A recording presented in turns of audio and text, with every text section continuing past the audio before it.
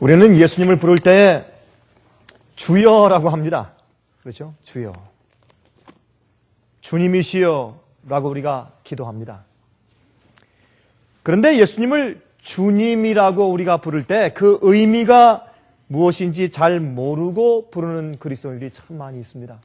우리가 예수님을 주여, 주님이시여 라고 부를 때 그것이 무엇을 의미합니까? 그것은 우리의 주인이시다. 그런 말입니다. 다시 말해서 나를 마음대로 부리실 수가 있는 주인이시다. 그런 뜻입니다. 나는 그분의 것이요, 나는 그분께서 치르신 값으로 삼바된 종이다. 헬라말로 종이란 말은 둘로스죠. 노예란 말인데 노예.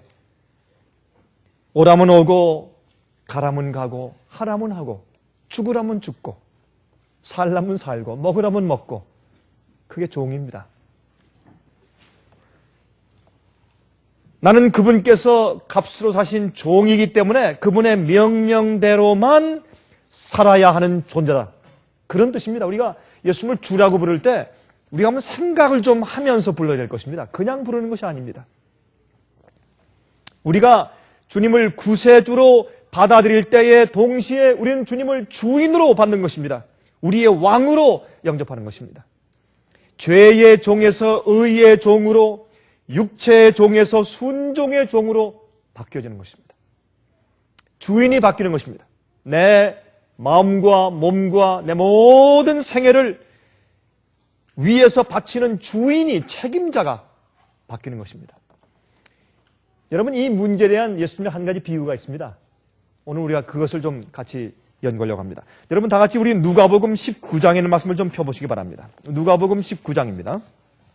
다 같이 누가복음 19장을 펴서 12절부터 27절까지에 있는 말씀을 같이 좀 읽어보았으면 좋겠습니다. 누가복음 19장 12절부터 27절까지 있는 말씀입니다. 이렇게 말씀되어 있습니다. 귀인이 왕위를 받아 가지고 돌아와서 12절부터 읽읍시다. 제가 15절부터 읽었네요. 가라사대 어떤 귀인이 왕위를 받아 가지고 오려고 먼 나라로 갈 때에 그 종 열을 불러 은 10문화를 주며 이르되 내가 돌아오기까지 장사하라 하니라. 그런데 그 백성이 저를 미워하여 사자를 뒤로 보내어 가로되 우리는 이 사람이 우리의 왕됨을 원치 아니하노이다 하였더라. 귀인이 왕위를 받아가지고 돌아와서 은준 종들의 각각 어떻게 장사한 것을 알고자 하여 저희를 부르니. 여러분 보시면 여기 보시면 종들이 나오고 또 그 나라의 시민들, 백성들이 나옵니다. 영어에는 citizens를 했어요. 시민들. 그런데 심판할 때 누구부터 심판합니까? 종들부터 심판합니다. 주님, 이 주인이 무엇을 맡긴, 신뢰한, 먼저 빛을 받고 진리를 받은 믿는 자들, 하나님의 집에서 먼저 심판이 시작되는 것을 우리가 볼 수가 있습니다. 성경 말씀 그대로입니다. 16절 그 첫째가 나와 가로되 주여 주의 한 문화로 10문화를 남겼나이다. 주인이 이르되 잘하였도다.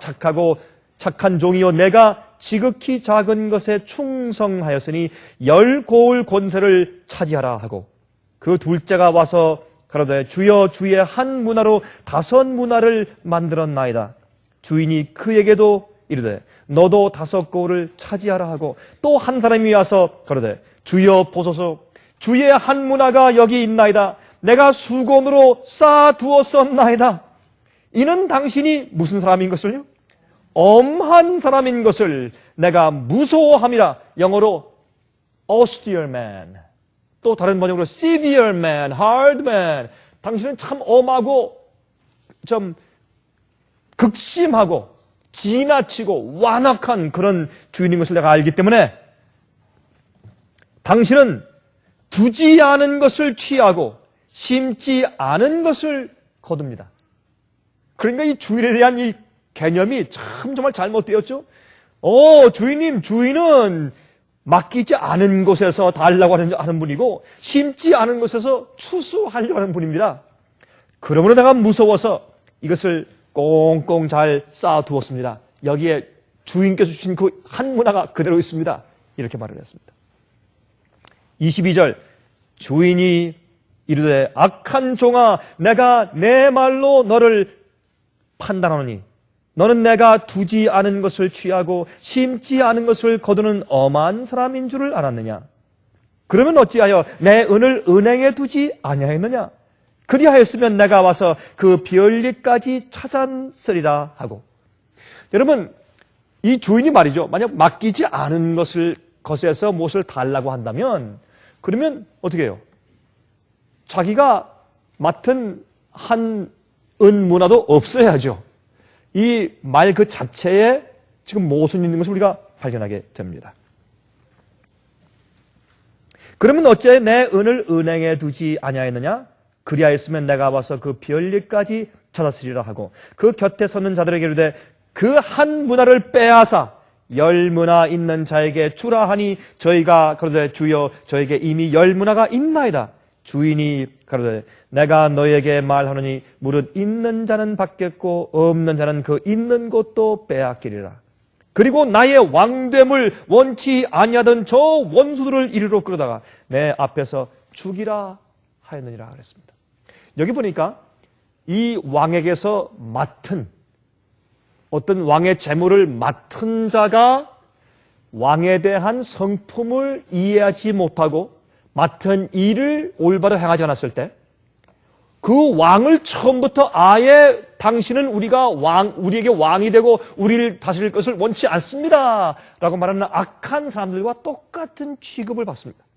똑같은 정죄와 똑같은 심판을 받는 것을 여기서 우리가 볼 수가 있습니다. 자, 우리 이 문제를 우리가 오늘 같이 상고해 보길 제가 바랍니다. 여기 비유에 예수께서 말씀하기를 한 귀인이 그랬습니다. 영어로 한 nobleman, a nobleman. 이 귀한 분이 누굽니까? 예수님이죠. 물론 예수님입니다. 근데 그가 먼 나라로 갔습니다. 그 먼 나라로 갔다는 것이 어딜 말하는 것입니까? 하늘을 말합니다. 예수님께서 부활하시고 승천해서 하늘로 먼 나라로 가셨습니다. 근데 가신 이유가 무엇입니까? 왕권을 받기 위해서, 왕이 되시기 위해서. 아니, 예수님께서 이미 우주의 왕이 아니십니까? 창조주가 아니십니까? 그런데 왕이 되기 위해서 백성이 필요하고 그 백성들의 추대가 필요합니다. 물론 주님께서 이 세상을 창조하시고 이 세상을 주관하시는 분이시나 그러나 이 땅을 의의 왕국으로 새 하늘과 새 땅으로 다시 재창조하시기 위해서는 백성들이 필요해요. 어떻게? 정말 주님께서 그들에게 왕 되기를 원하는 사람들이 필요합니다. 그러면 그 주의 백성들을 헤아리고 심판하시고 준비하는 그 일이 주님께서 왕권을 받으시는 일이에요. 백성을 준비하셔야 왕이 되시죠.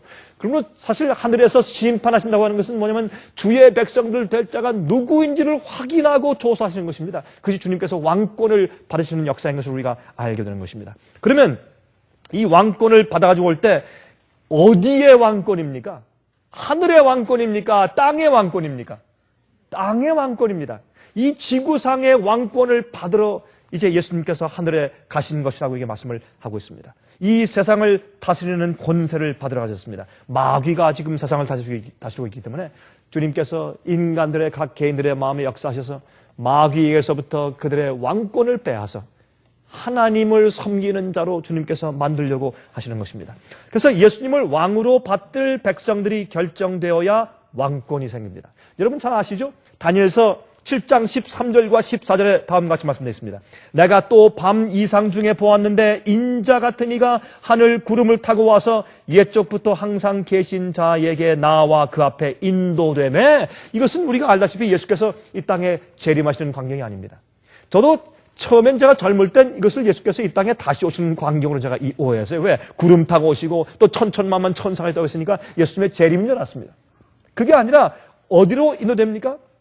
옛적부터 항상 계신 자니까 하나님의 아버지 앞에 인도함을 받습니다. 하늘의 지성소로 들어가시는 것입니다. 그때 어떻게 해요? 거기에서 그에게 그 앞에 인도됨에 그에게 권세와 영광과 나라를 주고 무슨 나라? 이 마귀에게 빼앗겼던 이 지구를 다시 회복해서 다스릴 수 있는 왕권을 예수님께 다시 돌려주는 것입니다. 모든 백성과 나라들과 각 방언하는 자로 그를 섬기게 하였으니 그 권세는 영원한 권세라 옮기지 아니할 것이요 그 나라는 패하지 아니할 것이니라 그랬습니다. 예수님께서 이 땅의 권세와 영광을 다시 획득하시는 왕권을 받으시는 그 광경을 여기서 우리가 읽게 되는 것입니다. 여러분 여기에 어떤 때는 이 말씀들이 옛날 고대 언어와 그 당시 풍습으로 써 있기 때문에 우리가 현대말로 번역을 안 하면 좀 이해가 좀 안 됩니다. 여기에 은 한 문화씩 주었다. 10종에게 은을 한 문화씩 주었어요. 근데 이 문화가 뭡니까? 문화를 어떤 또 발음으로 이 미나라고도 발음을 합니다만 문화입니다. 문화. 근데 이 문화인데 한국말 번역이 잘 됐어요. 원래 헬라말로 발음이 문화입니다. 문화. 근데 어떤 영어 번역에는 미나라고 번역된 것도 있고 또 킹 제임스 버전은 파운드라고 말하죠. 파운드. 1파운드씩 10파운드를 가지고 1파운드씩 줬다. 이제 그렇게 말씀을 하셨는데 이 은 한 문화는 이것은 약 은 12온스예요.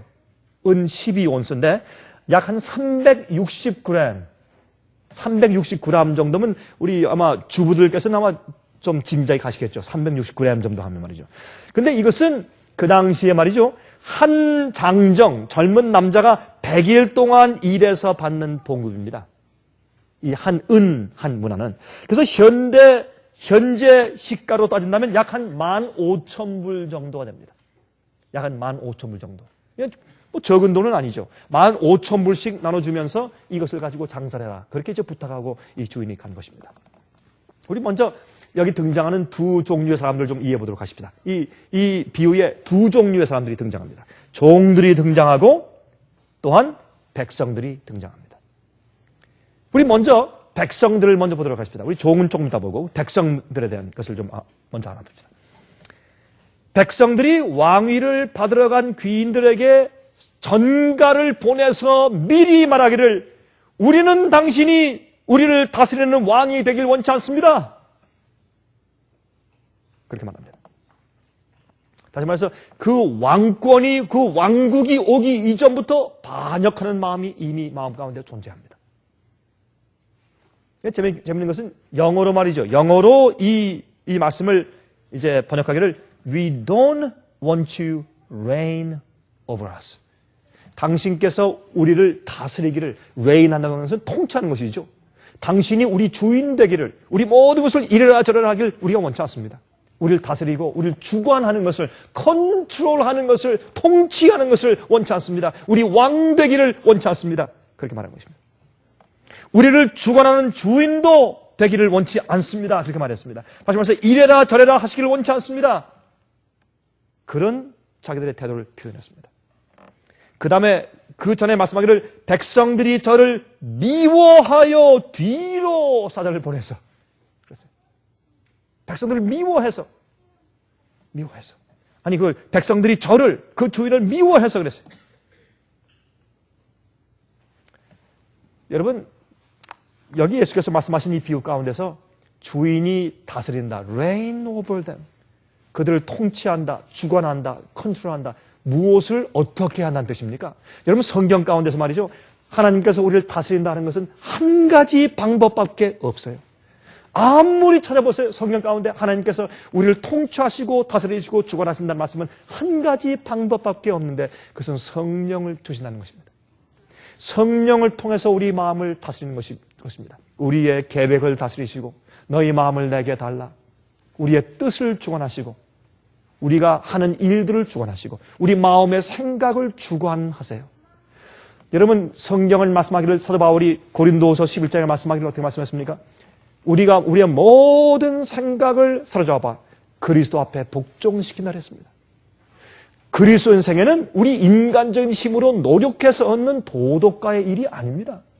그리스도인 생애는 우리의 모든 마음속에 있는 생각과 우리의 뜻과 소원을 예수님께 다 송두리째 굴복하고 바치는 경험이 그리스도인 생애입니다. 주님께서 우리를 주관하시고 통치하시고 다스리는 경험을 하는 사람이 그리스도인이에요. 그러므로 성령을 주셔서 우리를 주관하는 일밖에는 다스린다는 말이 성령 가운데 없는 것입니다. 주님께서 우리를 다스리는 것, 그것이 왕이십니다. 그래서 우리가 예수님을 우리의 구세주로 모실 때 주님을 동시에 우리의 왕으로, 우리 주인으로 모시는 것입니다.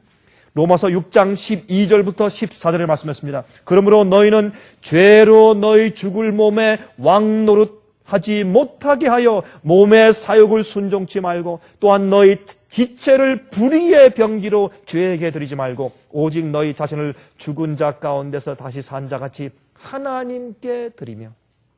제가 이번에 제가 이제 오후에 제가 비디오를 좀 보여드리겠습니다만은, 제가 이번에 가서 또 제가 침례를 주었는데, 저는 이렇게 외국에 다니면서 이제 전도여행을 할 때 가서 이제 침례를 주거나 아니면 결혼식을 주례하거나 또 성만찬 예식을 해주거나 그런 경험을 제가 자주 합니다.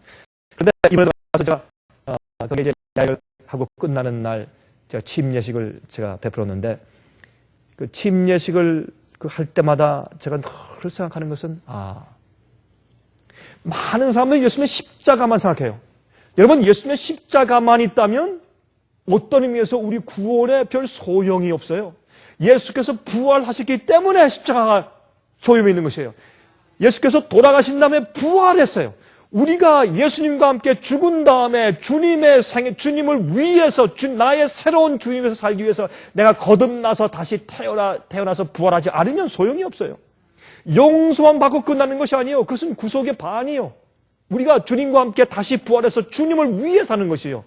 그래서 이게 말씀하기를, 너희 자신을 죽은 자 가운데서 다시 산 자같이 하나님께 드리며 너희 지체를 의의 병기로 하나님께 드리라.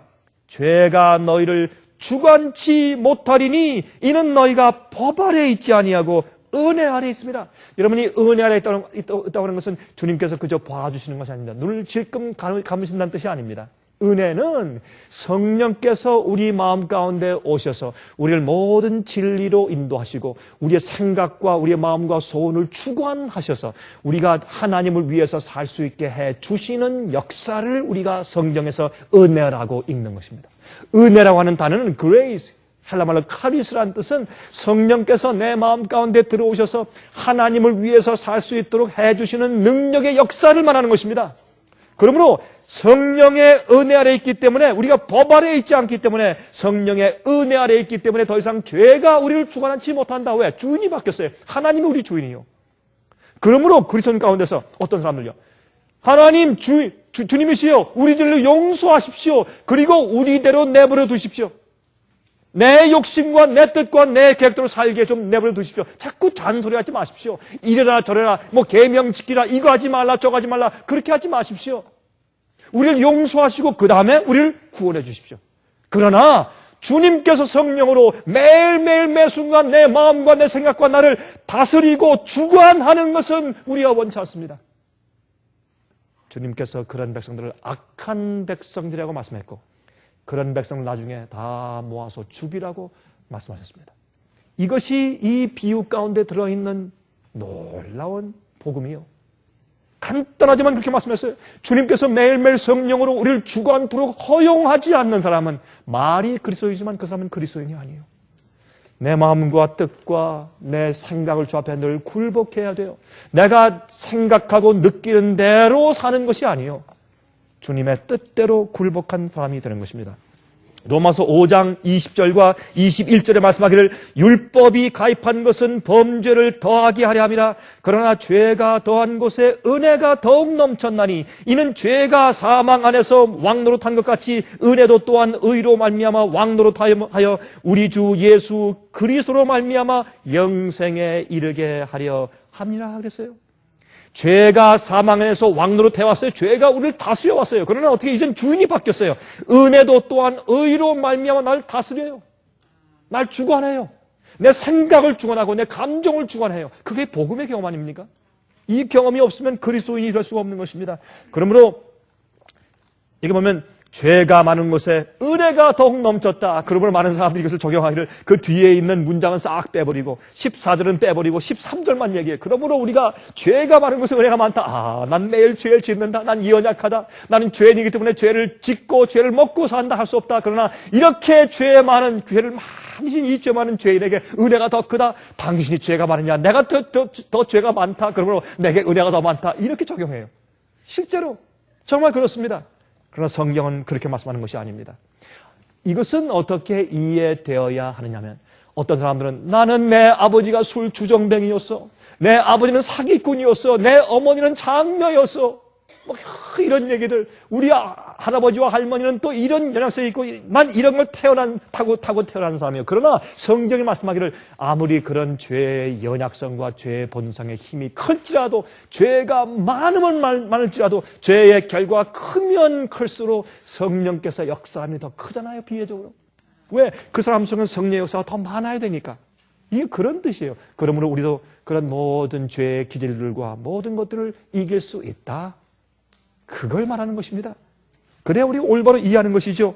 또 요한복음 1장 33절에 말씀하기를 나도 그를 알지 못하였으나 나를 보내어 물로 침례를 주라 하신 그이가 나에게 말씀하시되 성령이 내려서 누구 위에든지 머무는 것을 보거든 그가 곧 성령으로 침례를 주는 이인 줄 알라 하셨기에. 여러분, 침례 요한이 예수님을 소개할 때 어떻게 소개했습니까? 나는 너희에게 물로 침례 주지만 내 뒤에 오시는 분은 불로, 성령으로 내게 침례를 줄 것이라. 성령의 침례가 무엇입니까? 성령으로. 여러분, 침례 받을 때 어떤 경우를 해요? 물속에 잠궈요. 물은 진리를 상징하고 말씀을 상징하고 또 성령을 상징해요. 물은. 그래서 물과 성령으로 거듭나지 아니하면, 그렇게 말씀하신 거예요. 성령으로, 영어로 drenched, 성령으로 확 잠겨버리면 내 모든 것이 성령의 충동으로 살 수가 있어요. 우리가 연약해서 쓰러질 수가 있고 실패할 수 있지만, 그러나 우리의 생애는 계속해서 성령의 자극과 충동으로 계속 우리가 살아갈 수가 있게 되는 것입니다. 자, 여러분, 사도행전 19장을 보시면 에베소에서 온 교인들에 대해서 말하면서 이제 사도 바울이 묻습니다. 너희는 성령을 아느냐? 우린 성령이 있음을 듣지도 못했다. 그러면 어떤 생활을 했느냐? 우린 침례 요한의 침례밖에 모릅니다. 그때 바울이 뭘 가르칩니까? 나사렛 예수가 참 메시아고 구세주인 것을 가르쳤어요. 그들이 깊은 감동을 받습니다. 그 다음에 그들에게 성령이 맺습니다. 그러므로 성령을 받는 것은 예수님을 깊이 가르치고 알 때 성령이 임해요. 예수께서 말씀하기를 내가 너에게 다른 보혜사를 보낼 텐데 그 보혜사가 너에게 이르러 오면 그가 내가 너에게 이른 모든 말들과 가르침을 생각나게 할 것이라 그랬습니다. 너희를 모든 진리로 인도할 것이라. 그게 성령의 역사예요. 성령의 역사를 들어보면 어떤 사람들은 어떻게 성령을 받았습니까? 배가 뜨끈뜨끈하면 성령을 받았습니다. 난 예수님을 전혀 몰랐는데 기도원에 가서 내 부인 따라가서 아무것도 모르고 뒤에 앉아있는데 갑자기 내 등어리에 누가 후려치는 것처럼 뜨거워지면서 내가 막 넘어져서 대굴대굴 굴렀는데 그러면 성령을 받았습니다. 이런 엉터리 성령이 잔뜩 있는 것입니다. 그러나 성경은 말하기를 성령은 우리를 모든 진리로 인도하는 진리의 영이고 또한 성령께서 우리 마음속에 있는 모든 생각과 우리의 소원을 주관하시는 분으로 우리를 다스리는 분으로 오신다. 그렇게 성경은 말씀하고 있는 것입니다.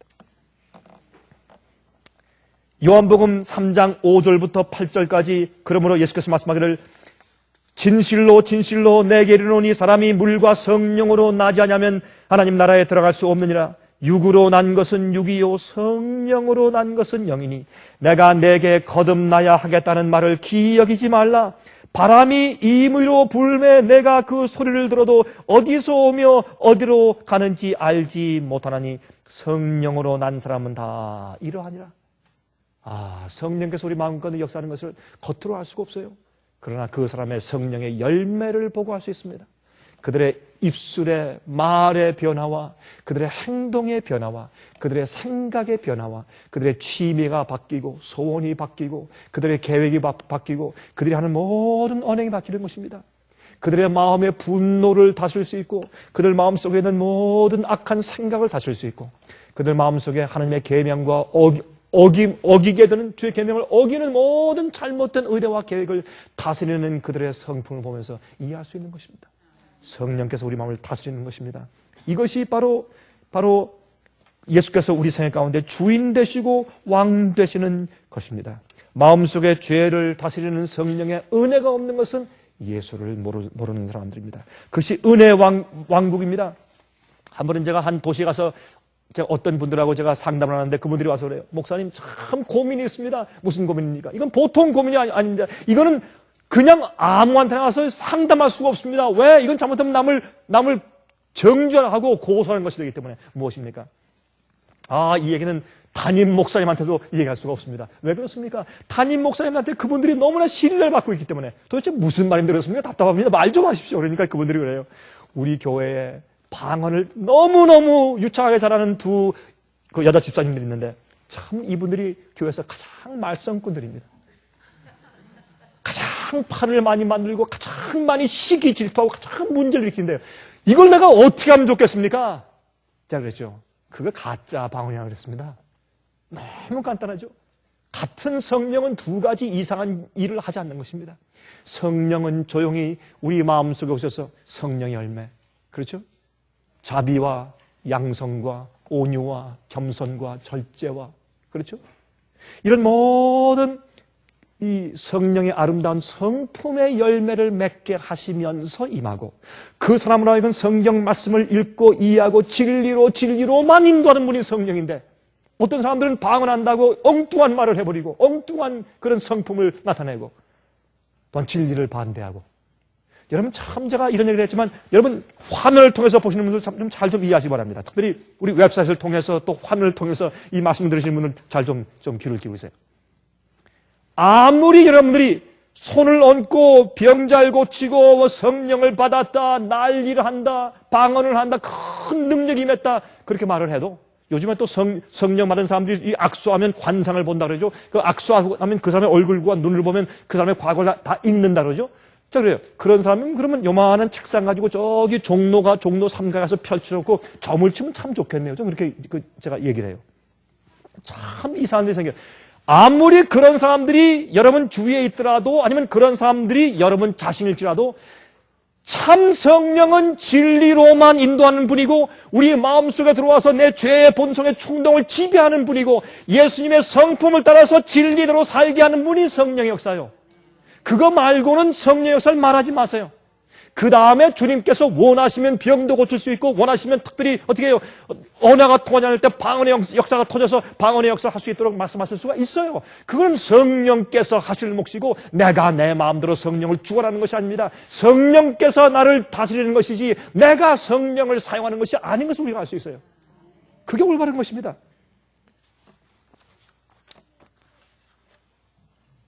많은 그리스도인들은 그래서 그저 한갓 도덕가에 불과해요. 그저 열심히 노력해서 예수님을 몰라도 세상에 있는 삶 가운데 착하고 좋은 사람들 많이 있어요. 어떤 사람들은 시골에 가면 그래. 저 사람은요, 목사님 저 법이 없어서 살아요. 그런 사람도 있지 않습니까? 그거는 성령의 역사라기보다 좋은 기질과 성격을 타고난 것이에요. 그러나 하늘에 가기 원하는 사람들은 그건 이상이어야 합니다. 그 정도 타고난 좋은 성품 가지고 하늘 가지 못해요. 아무리 그런 착한 사람이라 할지라도 자기 마음 가운데는 자존심 건드려 보세요. 화산이 폭발해요. 예? 자기를 다스리고 죄의 유혹을 다스리는 길은 성령을 받고 성령께서 우리 마음속에서 다스리는 길밖에는 없다고 성경은 말하고 있어요. 그게 성령을 받는 것이고 그것이 예수님을 우리의 왕으로 주인으로 영접하는 것입니다. 우리가 주여 주인님 주님이시여 할 때 그것을 의미하는 것입니다. 내 생애를 주관해 주십시오. 내 마음을 드립니다. 아버지, 내 속에 들어오셔서 성령을 주셔서 나를 주장해 주십시오. 그게 주님 하고 기도하는 것입니다. 자기의 힘으로 아니면 그저 타고난 좋은 기질로 도덕적으로 잘 살아나가면 되는 것처럼 생각하지만 그것이 아닙니다. 어떤 사람들은 예수님 없이도 그렇게 살 사람들이 있어요. 어느 정도는. 그래서 오늘날 교회에서 말이죠. 들려오는 설교들의 대부분은 이 세상 문제들에서 헤어나오는 방법들을 가르치고 가정 문제들을 도와주는 것을 가르치고 도덕적이고 윤리적인 것을 가르치고 경제적인 문제들을 다루는 정도의 윤리적인 문제만 다루고 있어요. 세상에서 어떻게 하면 번영하고 잘 될 수 있는 지에 대한 가르침을 가르치고 있어요. 제가 한 분 좀 부잣집에 갔어요. 좋은 그 집이 있습니다. 제가 기도할 때 그 집에 대해서 그 사람이 비즈니스가 잘 됐고 좋은 집을 가지고 있기 때문에 감사하다는 말을 제가 기도 가운데 한마디 제가 안 하거든요. 그랬더니 그분이 저한테 기도가 끝난다면 저한테 그래요. 목사님 참 목자십니다. 저한테 그래요. 제가 자랑하기 위해서 말씀드리는 거 아닙니다. 그분이 저한테 그래요. 목사님은 참 목자입니다. 참 그 말 할 때 그 사람 그 마음을 보고 제가 감동을 받았어요. 그래요. 참 다른 목사님들은 우리 집에 오면 참 이거 보라고 참 이게 하나님의 축복의 이게 표상이 아니고 뭐냐고 교인한테 자랑하고 이렇게 된다고 하고 주님께서 복 주심을 감사합니다. 이 집에 복을 더하시고 아니 복을 더하시면 어떻게 되라고요? 그런 뭐 나중에 3층 4층 집을 지으라고요? 예? 그러면서 잔뜩 그런 축복 기도를 한대요. 저는 한마디 그런 말 안 하거든요. 전 가서 오히려 그런 말을 하죠. 난 이런 집 하나도 부럽지 않습니다. 난 집 구하러 온 것이 아닙니다. 난 당신의 영혼을 위해서 왔습니다. 여러분, 오늘날 이 세상의 번영에 대해서 왜 이렇게 강조하고 세상의 도덕적이고 윤리적인 얘기만 주로 합니까? 설교에서. 그 이유가 뭔지 아십니까? 뭐가 빠졌습니까? 정작 우리 마음속에 있는 교회 와서 앉아있고 말씀 듣는 그 영혼들, 그리스도인들의 마음속에 있는 죄의 문제와 죄의 충동의 문제와 마음의 악한 생각과 잘못된 감정의 문제를 다스리는 것을 가르치고 성령을 받게 해줘야죠. 참된 성령. 그래서 그들이 참으로 의로운 그리스도인 생애를 살게 해주는 말씀이 빠져 있는 것입니다. 왜 그렇습니까? 그것은 정작 참된 거듭남의 경험이 없어서 그렇습니다. 잘못된 것입니다. 특별히 화면을 통해서 보는 분들 제 말 잘 들으시기 바랍니다. 이것은 진리입니다. 얼마나 많은 교회 가르침 가운데서 정작 복음이 가야 할 마음의 문제를 다스리지 않고 언급하지 않고 얼마나 외형적인 인간의 문제와 도덕적인 문제를 설교하느냐 말입니다. 예수님은 우리를 죄에서 구원하시기 위해서 오신 분입니다. 나의 죄와 죄의 기질과 타고난 성격과 내 모든 죄의 습관에서 우리를 구원해서 의롭게 살도록 하기 위해서 성령을 주기 위해서 성령의 침례를 주기 위해서 오신 분이 예수님이십니다. 그래서 우리는 예수님을 부를 때 주님, 주여라고 그렇게 부르는 것입니다.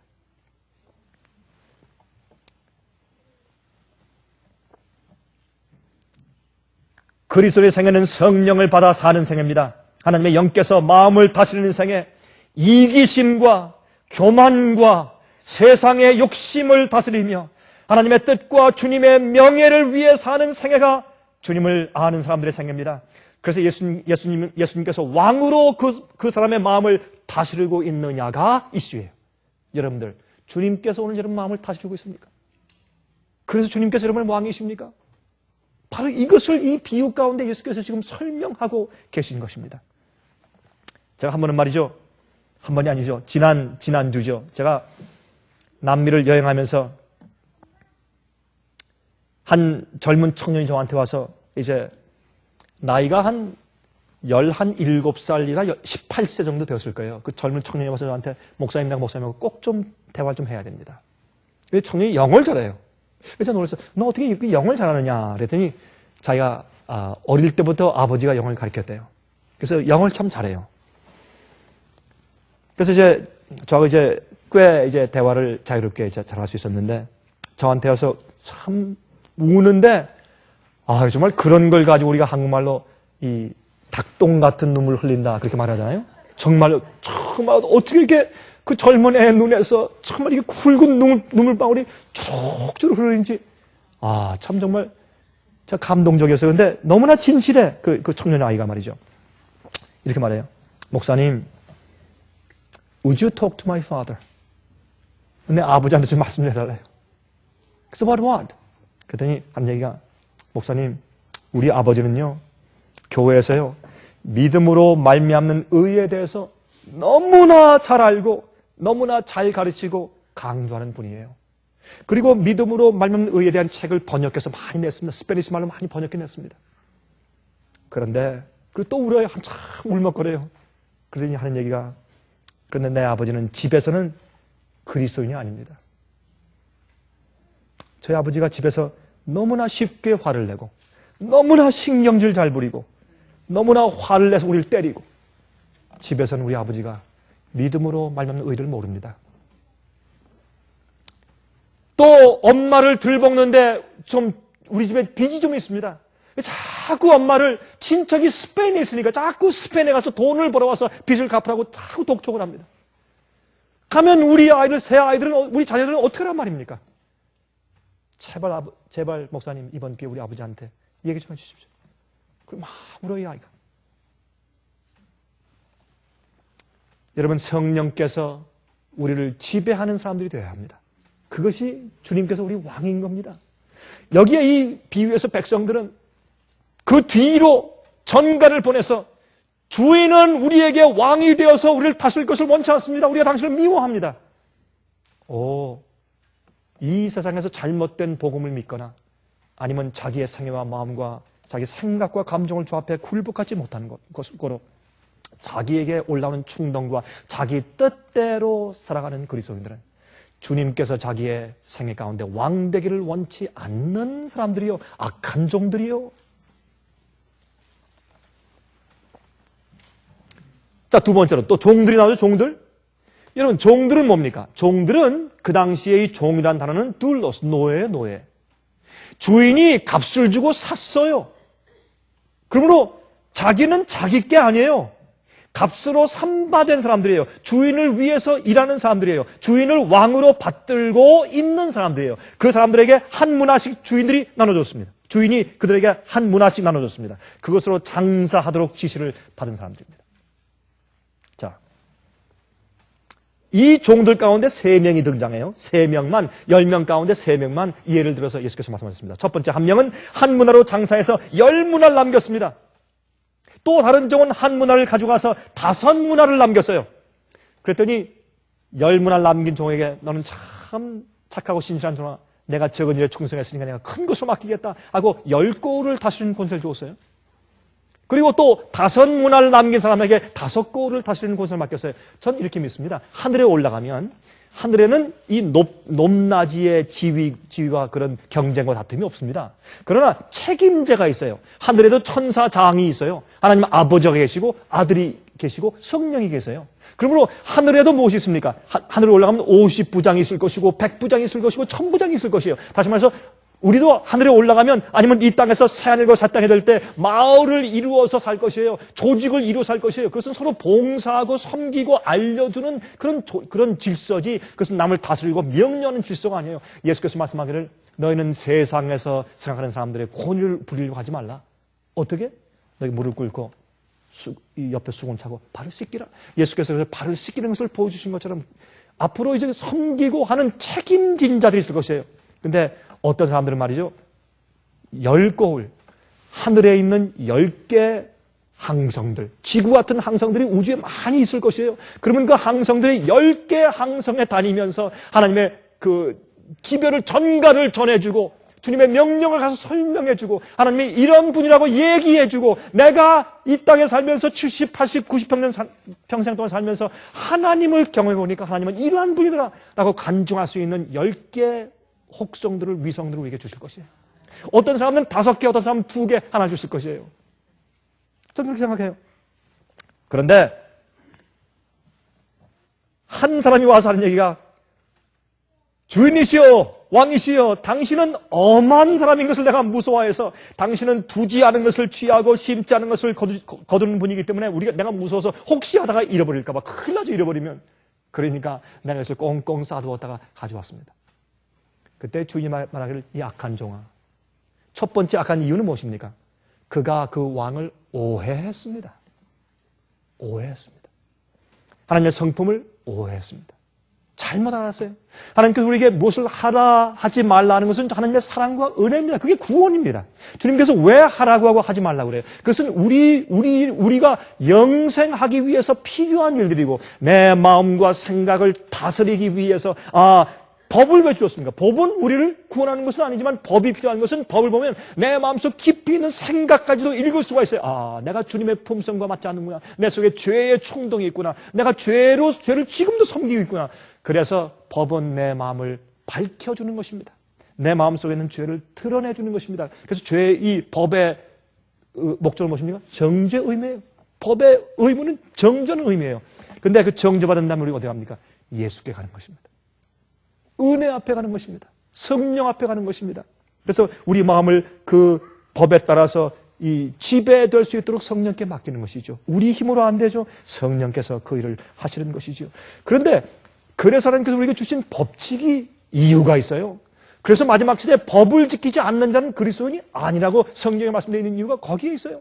계명을 지키는 자가 주의 성도라고 말씀했어요. 계명을 지키는 자체보다는 계명을 지키는 품성이 준비된 것이에요.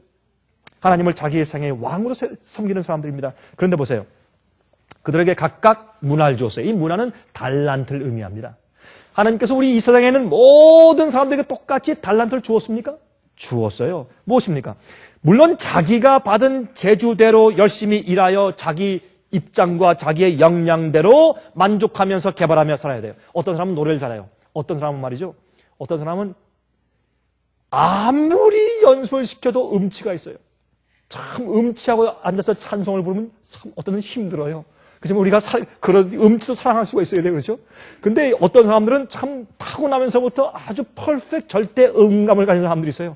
어떤 사람은 말을 잘하는 사람이 있고, 어떤 사람은 참 일을 잘하는 사람이 있고, 어떤 사람은 수학을 잘하고, 어떤 사람은 물리를 잘하고, 어떤 사람은 언어의 재주가 있고, 어떤 사람은 예술의 재주가 있고, 미술을 잘 그리고 다 그렇습니다. 자기가 받은 재주가 있어요. 그것을 우리가 역량대로 자기가 만족해서 개발해 나갈 것입니다. 또한 어떻게 해요? 시기와 질투를 없애야 돼요.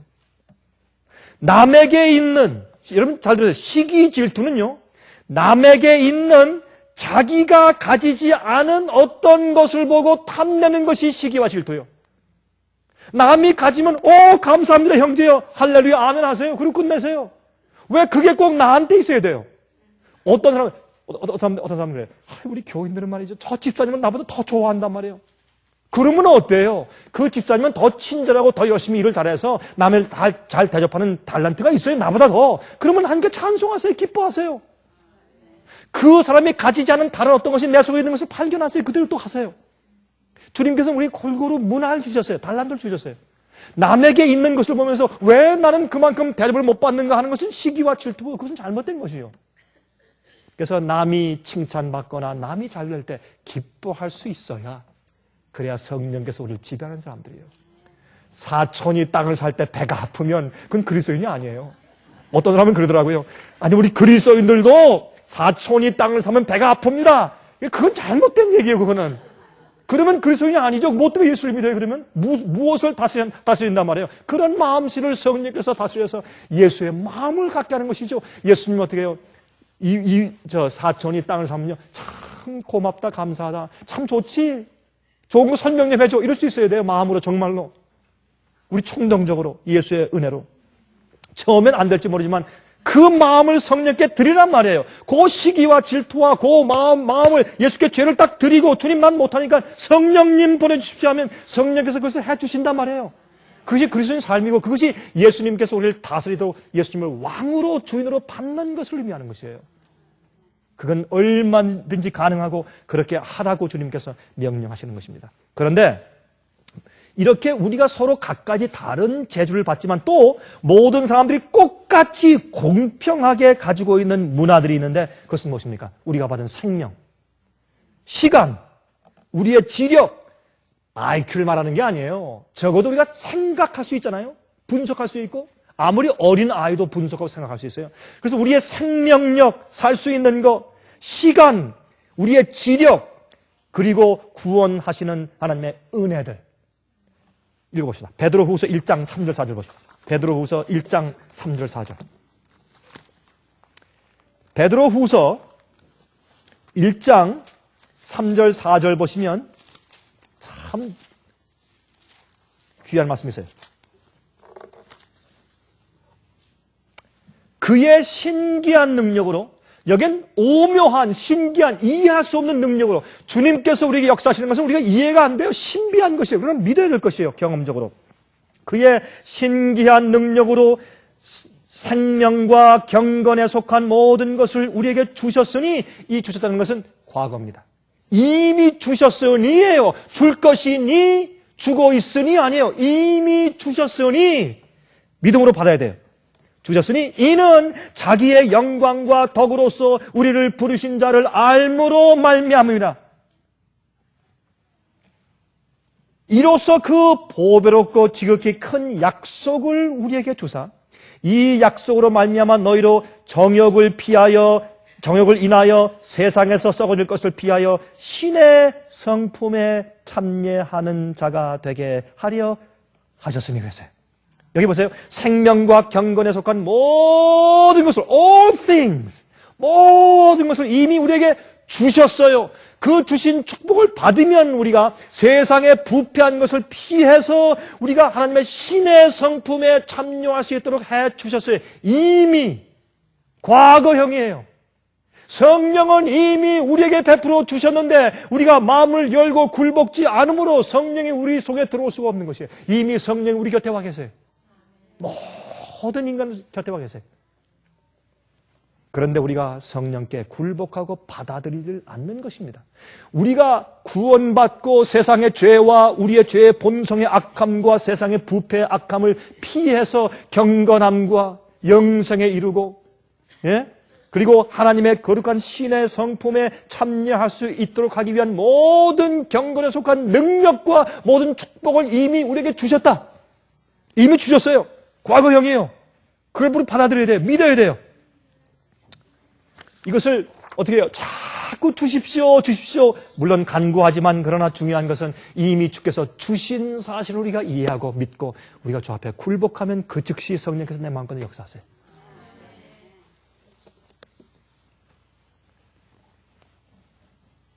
그래서 말이죠.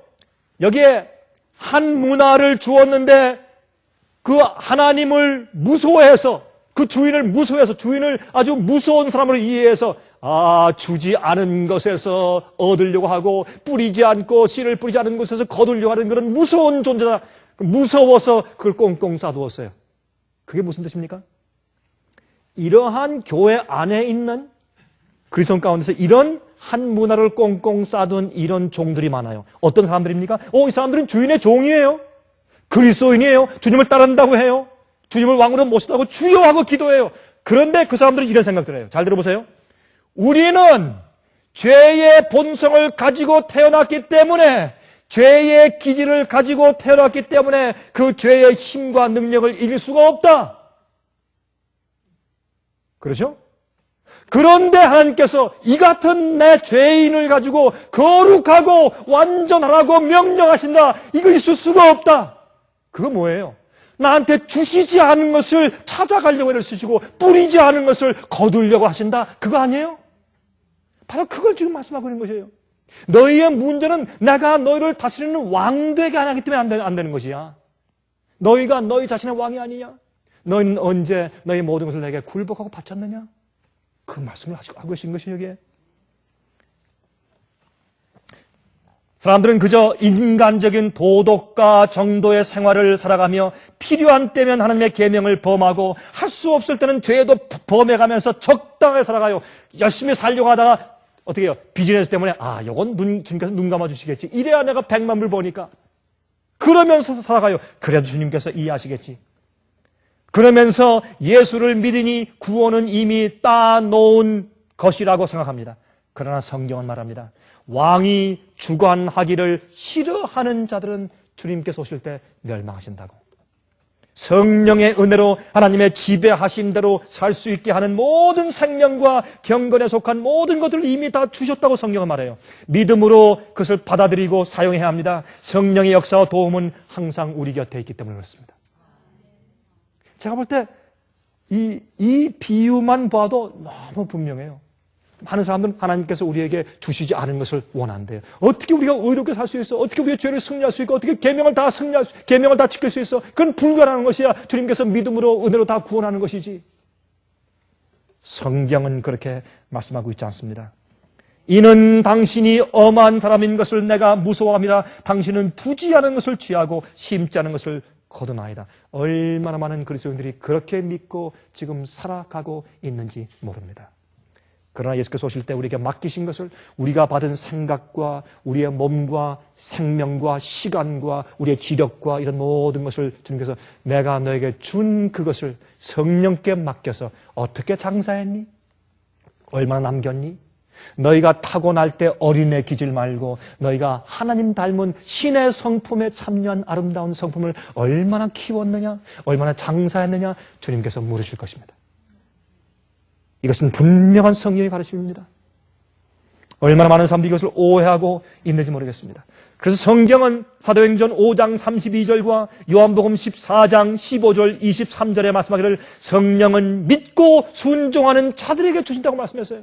근데 예수 믿지 않는 사람도 어떤 기도를 갔다가 뜨끈뜨끈하면 성령을 받았대요.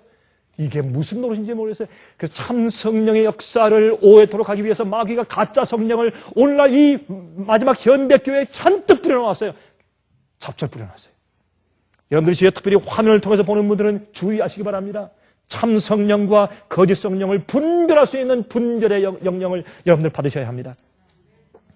하나님의 뜻과 말씀과 계명을 순종해 나가는 것은 나를 복종시키는 길이고 내게 있는 죄와 우상과 욕심들을 잘라내 버리는 일입니다. 나를 범죄케 하면 그 눈을 뽑아버리고 나를 범죄케 하면 그 손을 잘라버리는 그런 간절한 아주 철저한 그런 결심, 그런 결심이었기 때문에 그저 어영부영 그저 그렇게 그런 마치 구렁이 담 넘어가듯이 슬슬 살고 있는 것입니다. 간절한 결정이 없어요. 자기의 결정적인 그런 선택이 없어요. 그러므로 많은 사람들은 천국 문 앞에서 서성거리다가 멸망당하는 것입니다. 자, 끝으로 이제 한 얘기만 하고 마치겠습니다. 자, 이제 가끔 이렇게 제가 신례 예화를 제가 드리는 이유는 이렇게 하면 이제 오늘 듣고 이해할 말씀들이 우리 머리에 오래 남을까봐 제가 그렇게 하는 것입니다. 한 번은 인도에서 한 여자 선교사가 길을 가고 있는데 도둑이 뛰어오더니 핸드백을 탁 채가지고 도망갔습니다. 그러니까 아마 이 여자 선교사가 단거리 선수였던 모양이죠. 쫓아가지고 도둑을 딱 붙잡았습니다. 근데 이 여자의 키가 5피트밖에 안 되는 작은 여자인데 뛰어가서 도둑을 딱 붙잡았습니다. 아주 담찬 여자였던 모양이에요. 그리고 도둑을 때려 눕혔어요. 5피트 된 여자가 도둑을 때려 눕혔어요. 때려 눕힌 다음에 신고 있던 하이힐 슛을 탁 벗어가지고 그걸로 막 때리면서 말이죠. 감히 내가 내 가방을 훔쳐가? 그러면서 이 도둑이 말이죠. 한번 살려주십시오. 날 좀 한번 봐주십시오. 하고 막 이제 졸랐어요. 그러니까 좋습니다. 내가 당신을 한번 봐주겠어요. 그런데 이 책을 꼭 읽겠어 안 읽겠어? 하고 전도 책자를 주었대요. 참 전도는 방법도 가지가지예요. 그래서 도둑을 뚫어놓은 다음에 때리면서 당신이 이 책을 읽으면 내가 봐주고 안 그러면 내가 경찰에 신고합니다. 네, 읽겠습니다. 제발 경찰에 신고하지 마십시오. 내가 그 책을 읽겠습니다. 그래서 이제 그 핸드백을 도로 받고 그 책을 준 다음에 읽겠다는 확약을 받은 다음에 집으로 보냈습니다. 그러니까 이 도둑이 겁이 났어요. 내가 이 책을 안 읽으면은 내가 이제 경찰에 신고될 텐데. 그래서 무서운 마음으로 이 도둑이 그 책을 읽기 시작했습니다. 책을 읽는데 얼마나 처음에는 정말 싫어서 할 수 없이 읽었는데, 무서워서 읽었는데, 한 페이지, 두 페이지 읽어 나가면서 예수님을 알게 되었어요. 십자가를 알게 되었어요. 감동이 들어오기 시작했어요. 너무나 감사했어요. 정말 회개가 무엇인지 알고, 이런 분이 하나님인가? 이분이 예수인가? 내가 왜 진작 몰랐는가? 이런 분이 날 위해서 이렇게 이 땅에 오셔서 사셨는가? 한 번은 이제 이 선교사가 집에 있는데 누가 노크를 했습니다. 문을 열었습니다. 그 도둑이 왔어요. 아니, 당신 이번에 무엇을 도둑질하려고 왔습니까? 그러니까 아닙니다. 이번엔 선교사님의 또 다른 책을 좀 훔치러 왔습니다. 또 다른 책이 없습니까? 또 다른 책을 주었습니다. 그다음에 또 왔습니다. 다른 책이 없습니까? 또 왔습니다. 또 그것을 주었습니다. 나중에 이 도둑이 놀라운 그리스도인으로 변화가 되었다는 것입니다. 그래서 그 여자와 정말 협력하는 훌륭한 선교사가 되었다 그래요. 이건 실제 있던 얘기입니다. 여러분, 우리가 하나님을 모를 때 우리가 두려워서 계명을 지킬지 모르지만 참 우리가 하나님을 알게 되면 주님 하나님은 주지 않은 데서 찾는 분이고 심지 않은 데서 요구하는 분입니다. 그거 말고 하나님께서 왜 계명을 지키라고 말씀하시는가? 왜 이것은 하지 말고 저것은 하고 너희 몸은 성령의 전이니 너희가 무엇을 하든지 먹고 마시든지 다 하나님의 영광을 위해서라. 왜 그런 말씀을 왜 하셨는가? 그래서 깊이 연구하고 하나님을 알게 되면 우린 주님의 뜻대로 살게 되고 성령께서 내 마음속에 들어와서 내 마음을 지배하시게 되는 것입니다. 종들은 주인이 주신 달란트를 사용하여 아름다운 성품을 만들어내야 합니다. 하나님을 사랑하며 이웃을 사랑하는 사람으로 발전되어야 하며 하나님의 명령과 뜻을 이 세상 어느 것보다 더 존중하고 따라가는 종이 되어야 하는데 그것은 그 주인의 영광을 위해 사는 종이 된다고 성경은 말하는 것입니다. 정말 예수님을 주인이라고 부를 때 정말 그것이 무슨 뜻인지 알고 주님이라고 부르는 우리 그리스도인 되시기를 간절하게 바랍니다. 하늘에 계신 우리 주인 되신 예수 그리스도 우리 하나님, 우리가 말로만이 아니라 정말로 주의 성령께서 우리 마음속에 오셔서 저희를 다스리시고 주관하실 것을 원합니다. 그리고 저희를 죄에서 영원히 속하시고 저희를 건져내실 것을 간절히 기도합니다. 하늘이신 아버지시여, 우리 모두가 참으로 신실한 종들처럼 우리에게 맡기신 모든 달란트를 잘 개발하여서 이미 주어진 모든 영생을 위한 경륜에 속한 모든 축복들을 우리가 받아들여서 주님의 거룩한 성품을 닮아 신의 성품에 참여하는 그런 개발이 가능케 해 주시옵소서. 주여 믿사오니 저희와 함께 계시고 저희의 모든 타고난 성질들을 지배해 주시며 예수님의 아름다움이 우리 생애 가운데 매일 깃들게 해 주시옵소서. 살아계신 예수 그리스도의 거룩하신 이름을 의지하여서 간절하게 기도합니다. 아멘. 은혜 많이 받으셨습니까? 지금까지 들으신 이 생예빛 예배 설교는 간절한 마음으로 진리를 찾는 분들과 정직한 양심으로 말씀을 받아들이고 언제나 진실이 무엇인지를 생각하는 그리스도인들을 위한 말씀입니다. 주변 가족들이나 친지들 중에 말씀을 사모하고 순결한 신앙을 갖기 소원하는 분들이 계시면 생예빛 예배 설교 테이프를 소개해 주시기 바랍니다. 매주 원하시는 분들의 가정으로 직접 배달되는 생예빛 예배 설교는 개인의 신앙 부흥이나 소규모 그룹 예배를 위하여 비디오와 오디오 테이프, DVD, CD로 제작되었습니다. 생예빛 예배 설교 테이프를 원하시는 분들은 1-877-704-1004번으로 전화하여 주시기 바랍니다. 생예빛은 각종 미디어, 즉 출판물, 텔레비전, 비디오, 오디오 카세트 테이프, DVD, CD, 그리고 웹사이트를 통하여 복음을 전하는 미디어 선교 기관입니다. 생예빛에서 이루어지는 선교 사업을 크게 5가지로 나누어 소개하면 다음과 같습니다. 첫째로 생예빛은 가정과 건강과 참된 신앙을 소개하는 월간지 살아남는 이들을 매달 발간하고 있습니다. 가정과 건강 문제뿐만 아니라 참된 신앙과 성경에 나타나 있는 중요한 진리들에 대하여 매달 깊이 있게 다루는 최고의 신앙지입니다. 둘째로 생애의 빛은 미국의 주요 도시에서 텔레비전 선교 방송을 하고 있습니다. 많은 분들은 생애의 빛 선교 방송을 통하여 복음을 발견하고 새로운 생애를 살아가고 있습니다.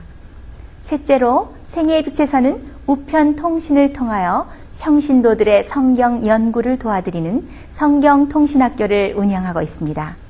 성경에 나타나 있는 중요한 문제들에 대하여 체계 있게 공부하기를 원하시는 분들은 성경 연구 단기 코스와 계시록을 통한 성경 교리 연구, 또한 요한계시록 연구 과목을 신청하시기 바랍니다.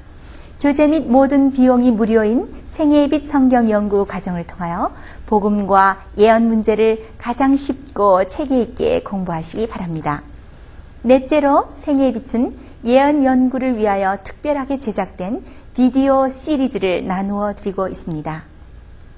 성경 구약과 신약의 대표적 예언서인 다니엘서와 요한계시록을 처음부터 마지막까지 자세하게 해설해 드리는 예언 연구 비디오 시리즈를 통하여 많은 분들이 성경과 미래에 대한 새로운 시야를 가지고 살아가게 되었습니다. 마지막 시대의 복음과 비밀이 담겨져 있는 다니엘과 요한계시록 비디오 시리즈를 신청하셔서 새로운 영적 부흥을 체험하시기 바랍니다. 다섯째로 생애의 빛은 강병국 목사님의 예배 설교가 담겨져 있는 비디오와 오디오 테이프, DVD나 CD를 원하는 모든 그리스도인들에게 나누어 드리고 있습니다. 매주 생애의 빛 예배 설교 테이프를 받기 원하시는 분들은 생애의 빛으로 연락하여 신청하여 주시기 바랍니다. 끝으로 생애의 빛 선교 사업에 대해서 좀 더 자세하게 알기 원하시는 분들은 웹사이트 www.sostv.net를 방문하시기 바랍니다. 생애의 빛 웹사이트에는 지금까지 나온 모든 월간지와 비디오 테이프과 텔레비전 방송물들을 누구나 무료로 보실 수 있도록 준비되어 있습니다. 지금까지 소개해드린 생애의 빛 선교 교재들 중에서 원하시는 책자나 테이프이 있으시면 무료 전화 1877-704-1004번으로 신청하여 주시기 바랍니다. 미국 동부 시간으로 월요일부터 금요일까지 9시에서 5시 사이에 전화해 주시기 바랍니다. 그럼 다음 시간까지 안녕히 계십시오.